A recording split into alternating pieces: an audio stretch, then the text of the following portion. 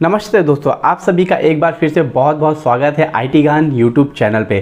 दोस्तों, अगर आप इस वीडियो को पहली बार देख रहे हैं और मेरे चैनल पे पहली बार आए हैं तो दोस्तों मैं आपको बता दूं कि इस चैनल पर मैं आईटी सपोर्ट या फिर आईटी से रिलेटेड बहुत सारे अपडेट्स लेके आता रहता हूं और साथ ही उन भाइयों की मदद करता हूं जो आईटी सपोर्ट इंजीनियर या डेस्कटॉप सपोर्ट इंजीनियर बनना चाहते हैं या फिर उस प्रोफाइल पर काम कर रहे हैं और अपनी स्किल को अपग्रेड करना चाहते हैं। तो अगर आपको ये वीडियो पसंद आए तो आप इस वीडियो को लाइक करना और चैनल को सब्सक्राइब करना। इसके अलावा मेरे चैनल पे आपको एक प्लेलिस्ट मिल जाएगी पूरी, जहां पर मैंने डेस्कटॉप सपोर्ट इंजीनियर से लेकर बहुत सारे वीडियोस बनाए हैं। आप उसे देखेंगे तो अगर आप इस फील्ड में आना चाहते हैं या ऑलरेडी हैं और उसको स्किल को अपग्रेड करना चाहते हैं तो आपकी काफ़ी मदद होगी, तो आप उसको देख सकते हैं। आज का वीडियो मैं कुछ सब्सक्राइबर्स के जवाब के लिए बना रहा हूं क्योंकि कई लोगों ने पूछा है कि मैं अगर डेस्कटॉप सपोर्ट इंजीनियर का जॉब करना चाहता हूं या कर रहा हूं तो मुझे प्रिंटर से रिलेटेड क्या क्या प्रॉब्लम आ सकती है और क्या क्या चीज़ें मुझे देखनी पड़ सकती हैं। तो उसी बारे में मैंने सोचा उन्हें अकेले जवाब देने से अच्छा एक वीडियो बना दिया जाए ताकि सबको इससे मदद मिल सके। तो दोस्तों, जब आप डेस्कटॉप सपोर्ट इंजीनियर का जॉब करते हैं तो मेनली आपको ऑपरेटिंग सिस्टम, डेस्कटॉप, आउटलुक, इस तरह की चीज़ें देखने को मिलती हैं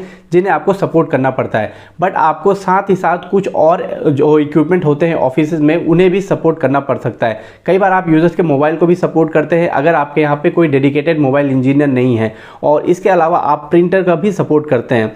प्रिंटर में दो तरह के एनवायरनमेंट होते हैं। अगर आपका ऑर्गेनाइजेशन बड़ा है तो वहाँ पर एक डेडिकेटेड टीम होगी प्रिंटर की, जो कि सारा प्रिंटर का कॉन्फ़िगरेशन से लेके इंस्टॉलेशन से लेके हर एक चीज़, मेंटेनेंस, सब कुछ देखती है। तो वहाँ पर आपको हो सकता है कि प्रिंटर में कुछ भी आपको करना ना पड़े, लेकिन फिर भी आपको थोड़ी बहुत नॉलेज होनी चाहिए अगर आप फ्रेशर हैं तो अगर आप फ्रेशर हैं और छोटे ऑर्गेनाइजेशन से अपनी करियर की शुरुआत करते हैं तो आपको प्रिंटर का भी सारा काम करना पड़ेगा। और यहाँ पर क्या क्या काम करना होता है वो मैं आपको बताऊंगा। उससे पहले आपको बता दूं कि क्या क्या प्रिंटर होते हैं। तो दोस्तों, पहले के टाइम पे बात करें तो एक डॉट मैट्रिक्स प्रिंटर होता था। अगर आपने कभी देखा होगा तो ट्रे करके इस तरह से चलता रहता है, टाइपराइटर की तरह आगे पीछे होता रहता है। तो वो प्रिंटर तो आजकल देखने को नहीं मिलते हैं। इसके अलावा जो आजकल प्रिंटर सबसे ज़्यादा चलन में वो है इंकजेट और लेज़र प्रिंटर। तो आपको इन दोनों चीज़ों में क्या डिफरेंस है, क्या प्रॉब्लम है, ये आपको अगर टेक्निकल पढ़ना चाहते हैं पढ़ सकते हैं, बट सपोर्ट करने में आपको इसमें ज़्यादा माथापच्ची करने की ज़रूरत नहीं पड़ेगी। आपको जब मेनली ऑफिस में कभी भी सपोर्ट करते हैं तो आपको नज़र में आप देखेंगे तो आपको दो तरह के प्रिंटर देखने को मिलेंगे। एक होंगे एमएफपी, जो कि बड़े प्रिंटर होते हैं जिसमें स्कैनर भी होता है और जेरोक्स भी होता रहता है, बड़े बड़े मशीन्स होते हैं और बाकी स्पीड काफ़ी तेज़ होती है। और वो कॉमन प्रिंटर्स होते हैं, कहीं पर एक कॉमन प्लेस पर रखे रहते हैं जिससे सब लोग प्रिंटर लेते हैं, सब लोग प्रिंट लेते हैं। और कई ऐसे प्रिंटर होते हैं जो कि अगर आपका कोई मैनेजर है, बॉस है, कोई सीनियर स्टाफ है या आपका एमडी रूम है या कहीं पर भी है तो वो कनेक्ट होता है प्रिंटर उनके इंडिविजुअल मशीन से, डॉकिंग स्टेशन से, या कहीं पर यूएसबी के थ्रू या नेटवर्क के थ्रू भी हो सकता है। लेकिन वो सिर्फ पर्टिकुलर वही बंदा, वही पर्सन, वही स्टाफ मेंबर या कहें कि वही मैनेजर यूज़ करता है और कोई यूज़ नहीं करता। तो आपको मेनली आपको ऑफिस में ये दो तरह का सिनारियो देखने को मिलेगा, एक कॉमन प्रिंटर, एक इंडिविजुअल प्रिंटर। जो इंडिविजुअल प्रिंटर होते हैं वो छोटे प्रिंटर होते हैं, आपने नॉर्मली इन्हें देखा होगा। इनमें भी स्कैनर का ऑप्शन होता है, बाकी ऑप्शंस भी होते हैं, लेकिन और कलर भी होता है। ये मेनली कलर प्रिंटर आते हैं जो कि आप सीनियर स्टाफ के पास देखेंगे। लेकिन जो बड़े प्रिंटर होते हैं, एमएफपी होते हैं, उसमें कलर का ऑप्शन बहुत कम प्रिंटर आते हैं जिनमें होता है। आजकल आने लग गए, उससे पहले नहीं आते थे। तो जो बड़े प्रिंटर होते हैं उसमें आपको सबसे जो मेन प्रॉब्लम आती है, क्योंकि बहुत सारे लोग प्रिंट करते हैं, तो आपको सबसे पहले जो आपको देखना है वो है पेपर जाम। जी हाँ दोस्तों, ये सबसे बड़ा इशू, हर बार कोई प्रिंट करता रहता है और पेपर जाम आता रहता है। तो आपको हर बार शिकायत मिलेगी किसी ना किसी यूज़र से कि पेपर जाम हो गया, तो आपको जाके पेपर क्लीन करना होता है, रिमूव करना होता है, और कई बार फट जाता है तो उसे भी साफ़ करना होता है, निकालना होता है। तो अगर पेपर जाम हो गया तो आपको काफ़ी अच्छे से उसे निकालना है और आपको पीछे से देखना है, खोल के आगे से देखना है, ओपन करके देखना है। 3-4 जगह ऐसी होती है जहाँ से आपको देखना है, जहाँ पर आपको पेपर आराम से निकाल पाएंगे। और अगर थोड़ी सी आपने प्रॉब्लम कर दी तो वो उसमें फट जाएगा और उसका कोई ना कोई टुकड़ा उसमें रह जाएगा, जिससे कि आपकी मशीन प्रॉब्लम करेगी। तो ये सबसे ज़्यादा प्रॉब्लम आता है, जो मोस्ट कॉमन इशू है, जो कि आपको डेली आ सकता है। इसके अलावा जब कोई नया स्टाफ आता है तो आपको कॉन्फ़िगर करना होता है। कॉन्फ़िगर करने के लिए भी आपको देखना पड़ता है कि आपके यहाँ पे एनवायरनमेंट क्या है, क्या आप यहाँ पे प्रिंट सर्वर इंस्टॉल है और प्रिंट सर्वर के थ्रू आप लोग इंस्टॉल करते हैं या फिर डायरेक्ट आईपी एड्रेस नेटवर्क के थ्रू इंस्टॉल करते हैं। तो ये एक टेक्निकल है, इसे मैं किसी दूसरे वीडियो में कवर करूंगा कि दो तरीके से आप कैसे प्रिंटर मैनेज कर सकते हैं। तो उसके अलावा आपको कार्ट्रिज का मॉनिटर करना पड़ सकता है। कई बार होता है कि आप मॉनिटर करते हैं और उसके बाद अपने आप से ही चेंज कर देते हैं। कई बार होता है यूज़र आपको बताएगा कि भाई उसमें कार्ट्रिज खत्म हो गया, आप चेंज करिए, तो आप कार्ट्रिज रिप्लेस कर सकते हैं। इसके अलावा क्या होता है कि कई लोग प्रिंट देते हैं तो प्रिंट नहीं आता है, तो आप वो कॉन्फ़िगरेशन ट्रबल शूटिंग वगैरह कर सकते हैं। इसके अलावा कई बार लोग स्कैन भी करते हैं उसी मशीन से और उसका स्कैन अपने मेल में या फिर कोई फोल्डर्स होते हैं, SMB प्रोटोकॉल होता है जिसके थ्रू आप उस स्कैन को अपने डायरेक्ट फोल्डर में ला सकते हैं और उस फोल्डर को अपने सिस्टम में मैप कर सकते हैं सर्वर के थ्रू। तो इसके बारे में भी हम सेपरेटली किसी वीडियो में बात करेंगे, बट आपको बता दें कि स्कैन करके आप दो तरीके से अपने प्रिंटर से या फिर स्कैनर से अपने कंप्यूटर पे ला सकते हैं, मतलब यूज़र ला सकता है, तो वहाँ पर आपको हेल्प करनी पड़ेगी। तो पहला तो ये होता है कि डायरेक्ट उसके ईमेल में आ जाए, इसके लिए SMTP कॉन्फ़िगरेशन होता है। तो अगर अभी मैं सब कुछ मिक्स कर दूंगा तो आप शायद कंफ्यूज हो जाए, तो अभी सिंपल से समझ लीजिए कि दो तरीके से कोई भी डॉक्यूमेंट स्कैन करके स्कैनर में, प्रिंटर में, MFP में अपने लैपटॉप में या डिवाइस में ला सकता है यूज़र। पहला ईमेल से, दूसरा फोल्डर से। तो उस तरह का कॉन्फ़िगरेशन आपके यहाँ पर होगा, नहीं होगा तो हो सकता है आपको बनाना पड़े, तो वो भी आप कर सकते हैं। तो ये एक सपोर्ट देना पड़ेगा। इसके अलावा अगर कोई गेस्ट आता है तो गेस्ट को आप कैसे प्रिंटर का एक्सेस देंगे ये देखना होता है। और इसके अलावा मुझे नहीं लगता कि और कुछ ऐसा है जो आपको देखना पड़ेगा। बाकी पेपर आपको देखना पड़ सकता है शायद, अगर बहुत छोटा ऑर्गेनाइजेशन है कि वहाँ पे पेपर रिम खत्म हो गई या डालना है, बस मोस्टली केसेस में आपको ये काम नहीं करना पड़ता है।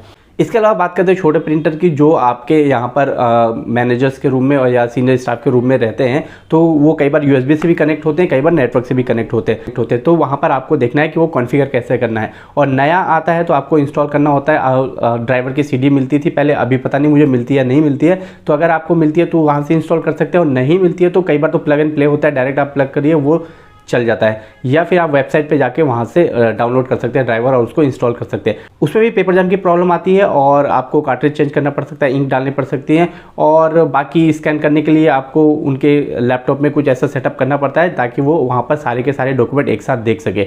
बाकी इस तरह की बहुत छोटी छोटी प्रॉब्लम आती है, बहुत ऐसा कुछ बड़ा प्रॉब्लम नहीं आता है। अगर आपका ऑर्गेनाइजेशन बहुत ही छोटा है तो आपको हो सकता है उसका PM भी करना पड़े, प्रिवेंटिव मेंटेनेंस भी करनी पड़े, और वो हो सकता है कि आपको कई बार कॉल लॉक करना पड़े थर्ड पार्टी में, जहाँ का प्रिंटर हो उनसे आपने लिया हो रेंट पे या खरीद कर वारंटी में, जैसे भी हो, AMC हो, तो उन्हें कॉल करके उनके साथ मैनेज करना पड़ता है आपको उसको देखने के लिए, मेंटेनेंस के लिए, और या कई बार ख़राब हो जाए तो उनको बुलाना पड़ता है। तो ये सारी बेसिक चीज़ें हैं जो आपको प्रिंटर से रिलेटेड करना पड़ सकता है आपके ऑफिस में। अगर आप बड़े ऑर्गेनाइजेशन में है तो कई बार ऐसा हो सकता है कि मैनेजमेंट आपको कहता है, आप अगर इंजीनियर है, सपोर्ट इंजीनियर, तो आपको कहता है कि कितने पेपर निकाले गए, कितने पर डे प्रिंटिंग है, मंथली है, वीकली है, तो इस तरह का रिकॉर्ड भी आपसे मांगा जा सकता है। कहीं कुछ ऑर्गेनाइजेशन ऐसी होती है जो पेपर्स को लेकर बहुत ही ज़्यादा स्ट्रिक्ट होती है, तो वहाँ पर आपको इस तरह का सीन देखने को मिल सकता है कि मैनेजमेंट आपसे कहे कि पर डे कितने प्रिंट निकाले गए हैं उसका उनको डाटा चाहिए, और किसने निकाले हो सकता है ये भी आपसे मांग ले।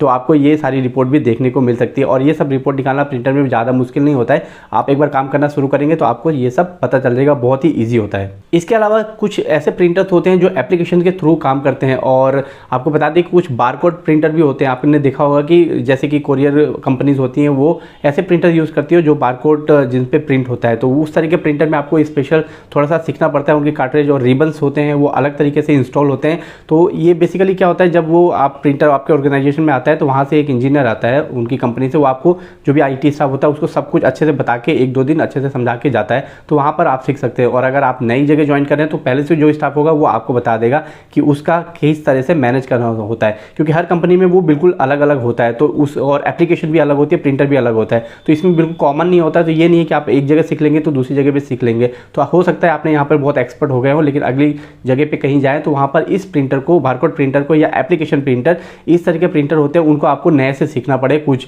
बेसिक चीज़ें हो सकती हैं सेम हो, लेकिन कॉन्फ़िगरेशन बिल्कुल ही अलग हो, क्योंकि एप्लीकेशन बिल्कुल अलग होगी उस कंपनी के, उस ऑफिस के रिक्वायरमेंट के हिसाब से। तो वो एक चीज़ है, वहाँ पर भी आपको थोड़ा सा ध्यान देना पड़ सकता है। और इस केस में कई बार आपको ऐसा भी होता है कि एप्लीकेशन टीम से आपको कॉन्टेक्ट करना पड़ सकता है उस प्रिंटर को चलाने के लिए, क्योंकि कई केसेस में एक पार्टिकुलर फॉर्मेट होता है, उस फॉर्मेट में ही उनको प्रिंट निकालना पड़ता है। उस फॉर्मेट में मैं आपको ये A4 साइज़ या पेपर साइज़ की बात नहीं कर रहा हूँ, वो जो डेटा होता है वो एक पर्टिकुलर फॉर्मेट में होता है, उसमें आपको निकालना पड़ सकता है। इसके अलावा अगर आप किसी भी ऑर्गेनाइजेशन की फाइनेंस टीम को सपोर्ट करते हैं तो हो सकता है आपके पास चेक प्रिंट का भी एक एप्लीकेशन हो। चेक प्रिंट का एप्लीकेशन होता है, उसके लिए एक खास प्रिंटर भी होते हैं, वहाँ पर एक फॉर्मेट सेट करना पड़ता है। वो पर्टिकुलर एक एप्लीकेशन होती है जिसके हिसाब से वो चेक का जो साइज़ है, डायमेंशन है और प्रिंटिंग का जो एरिया है वो पूरा सेट किया जाता है एप्लीकेशन से, और उसके बाद आप वो एप्लीकेशन के थ्रू चेक को प्रिंट कर सकते हैं। तो ये बहुत ज़्यादा क्रिटिकल होता है। मैंने अपनी स्टार्टिंग डेज में इस तरह के सपोर्ट्स में काम किया है, तो मुझे पता है आपको हो सकता है एक ही प्रिंटर को सेट करने में आपका पूरा दिन निकल जाए, और वो चेक प्रिंट इतना कॉम्प्लिकेटेड होता है एप्लीकेशन के थ्रू कि अगर आप उसके एक्सपर्ट नहीं है तो आप उस पर फंस सकते हैं, और आपको उस जो भी एप्लीकेशन मैनेजमेंट टीम होगी उससे सपोर्ट लेना पड़ सकता है बार बार। तो अगर आप एक बार सीख लेंगे, हो सकता है आपको फिर से प्रॉब्लम आए, आप उसको फिर से टैकल ना कर पाए। तो ये एक बहुत कॉम्प्लिकेटेड इशू है, मैंने जो अपने करियर में देखा है। तो चेक प्रिंटर, एप्लीकेशन प्रिंटर, इस तरह के जो प्रिंटर्स होते हैं जो एप्लीकेशन पे काम करते हैं, आपको बेसिक प्रिंटर पे ज़्यादा प्रॉब्लम नहीं आती है। प्रिंटर वैसे ही काम करता है, कार्ट्रिज होता है, पेपर जाम होता है और जो भी चीज़ें होती है बेसिक वैसे ही रहता है, बट क्योंकि वो एप्लीकेशन के थ्रू चलता है, एप्लीकेशन के थ्रू प्रिंट होता है, नॉर्मल प्रिंट नहीं होता है, तो आप उस तरह के प्रॉब्लम देख सकते हैं। इसके अलावा कुछ ऑर्गेनाइजेशन में आपको सैप प्रिंटिंग से रिलेटेड भी प्रॉब्लम आ सकती है। सैप प्रिंटर आपको इंस्टॉलेशन करना है तो उसका एक अलग प्रोसेस होता है, उस प्रिंटर को इंस्टॉल करने का प्रोसेस अलग होता है, उस प्रिंटर सैप एप्लीकेशन से प्रिंट को निकालने का अलग प्रोसेस होता है, और वहाँ पर अलग अलग फॉर्मेट भी निकलते हैं और अलग अलग डायमेंशंस भी होते हैं पेपर के साइज़ के। इसके अलावा आप PDF, एक्सेल, इसको प्रिंट करने का भी अलग अलग तरीका होता है, और कई बार ऐसा भी होता है कि आपने एक प्रिंट दे दी तो लगातार प्रिंट निकलते रहते हैं सैप में, आपको वो स्टॉप करना पड़ता है, और ऐसा प्रॉब्लम आपको देखने को मिल सकता है। कई बार ऐसा होता है कि आपने एक प्रिंट दिया या यूज़र ने एक प्रिंट दिया, एक प्रिंट सही निकला, उसके बाद सारे प्रिंट लगातार निकलते गए, 100 ऑफ पेपर्स उसमें प्रिंट होते गए और सारे पेपर पे आपको स्टार देखने को मिलेगा। तो इस तरह की प्रॉब्लम भी आती है सैप प्रिंटिंग को लेकर। तो जहाँ पर सैप प्रिंटिंग आप यूज़ करते हैं, अगर आप सपोर्ट करते हैं तो वहाँ पे आपको थोड़ा ध्यान देना है, उस चीज़ को पहले सीख लेना है अपने एनवायरनमेंट के हिसाब से, जैसा भी कॉन्फ़िगरेशन है वहाँ पर, तो उसमें आपको थोड़ा एक्स्ट्रा कॉशियस होना है, एक्स्ट्रा ध्यान देना है सैप प्रिंटिंग को लेकर। बाकी जो नॉर्मल प्रिंटिंग वगैरह होता है तो वो तो आप आराम से कर सकते हैं। इसके अलावा कई बार ऐसा भी होता है दोस्तों कि जो नॉर्मल प्रिंट करते हैं यूज़र, कई बार बड़े बड़े एक्सेल शीट पे काम करते हैं और वो सेट नहीं कर पाते कि उनका जो पेज है एक ही पेज पे कैसे आए, तो आपसे मदद मांगेंगे। आपको वो सारा का सारा रोज़ एंड कॉलम कुछ इस हिसाब से सेट करनी पड़ेंगी कि आपको वो एक पेज में आ जाए पूरा का पूरा, A4 size, A3 size, B3 size, इस तरह भी वो मांगे, उस तरह से आपको सेट करना पड़ सकता है। तो ये थी पूरी जानकारी कि अगर आप डेस्कटॉप सपोर्ट इंजीनियर पे जॉब करते हैं या करना चाहते हैं तो आपको प्रिंटर से रिलेटेड क्या क्या प्रॉब्लम आ सकती है, क्या क्या सपोर्ट आपको देना पड़ सकता है। दोस्तों बहुत ज़्यादा ऑर्गेनाइजेशंस पे डिपेंड करता है कि वो आपसे किस तरह का सपोर्ट लेना चाहते हैं प्रिंटर को लेकर, बहुत डेडिकेटेड या फिर बिल्कुल भी नहीं। तो ये आपको ऑर्गेनाइजेशन टू ऑर्गेनाइजेशन पूरा डिफ़र करता है। तो इसका कोई हार्ड रूल नहीं है कि आपको बताया जाए कि ऐसे ही काम होगा। हर ऑर्गेनाइजेशन पे अलग अलग तरीके से इसको स्टैंडर्डाइज किया गया है, तो आप इसको अपने वहाँ पर जाके ही समझ पाएंगे। लेकिन मैंने आपको ये बता दिया कि बेसिक अगर आप काम करते हैं तो क्या क्या आपको प्रॉब्लम देखने को मिल सकती है, आप उसको कैसे रिजॉल्व कर सकते हैं। तो दोस्तों आज के इस वीडियो में इतना ही रहने देते हैं, अगले वीडियो में कुछ और जानकारी लेकर आपके लिए आऊँगा, और आपको अगर कोई डाउट है, अभी भी कुछ भी पूछना है तो आप पूछ सकते हैं, मैं उसका रिप्लाई ज़रूर करूँगा। तो आपको वीडियो पसंद आया तो आप इसे लाइक कर दीजिए, चैनल पे पहली बार आए तो सब्सक्राइब कर लीजिए, और मिलते हैं अगले वीडियो में। तब तक के लिए जय हिंद, जय भारत।